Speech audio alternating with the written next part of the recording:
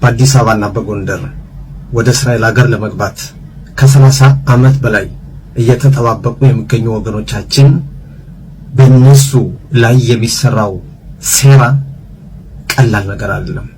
በየጊዜው ትግል ነው። ይህን ሴራ ደግሞ የሚያሴረው ነጮች አይደሉም። የኛው የራሳችን ከራሳችን አብራክ ወጡ የሚባሉ እነሱ ናቸው በወገኖቻቸው ላይ ሴራ እያሰሩ የሚገኙ። ግን ደግሞ ምናልባትም ወገኖቻችን አይደለንም ብለው የሚያስቡም ሊሆኑ ይችላሉ። ምናልባት ቋንቋን መሰረት በማድረግ በዚህ ምክንያት የሚያደርጉት በየጊዜው የሚጽፉት ደብዳቤ በየሊቃነ አባናቱ እየሄዱ አባካችሁን በተለይ ከአማራ ክልል የሚመጡ ቤተ እስራኤላውያንን አስቀሩልን እያሉ የሚማጠኑ አሉ።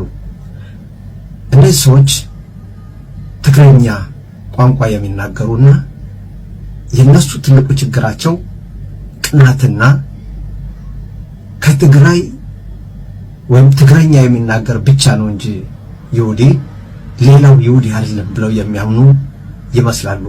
ሁሉም ማለት አይደለም። እዚህ ላይ ስሙንም እጠቅሳለሁ፣ ምክንያቱም በደብዳቤም የተጻፈም የተጠቀሰም ስለሆነ። ከዚህ ላይ በተለይ አቶ አብርሃም ይርዳይ የሚባል ሰው በአማራ ክልል ያሉትን ቤተ እስራኤላውያን በፍጹም አውቀም። እሱ የትግራይ አካባቢ ሰው ነው።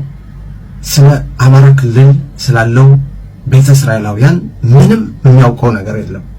በዚህ ግን ገብቶ ለሊቃነ አባናት ለሌሎችም እየሄደ ለሚኒስተሮች እባካችሁን ከኢትዮጵያ ማለትም በዚህ አካባቢ የሚመጡ ሰዎችን አስቀሩልኝ እያለ የሚማጠን፣ እንደገናም ደግሞ በኢትዮጵያ ኤምባሲ በዚያም ለምሳሌ ከአማራ ክልል የመጣ ሊሾም ሲል እባካችሁን ይህን ሰው አትሹሙብን፣ አምባሳደር እንዳይሆንብን በሚል ሁኔታ እየሄዱ ሁልጊዜ የሚጮሁ በእውነት በጣም አሳፋሪ ስራዎችን የሚሰሩ ሰዎች እኛንም በሌሎች አይን ምን አይነት ሰዎች ናቸው እንደዚህ ሁልጊዜ እርስ በራሳቸው ሴራ የሚያሴሩ የሚያስብሉን 1 2 3 4 የሚሆኑ ሰዎች ናቸው። ከዚያ በላይ አይደሉም።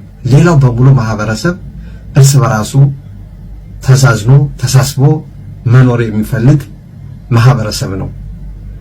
ይህን በተመለከተ ደብዳቤውንም ከዚህ ቪዲዮ አያይዤ አስቀምጠዋለሁ።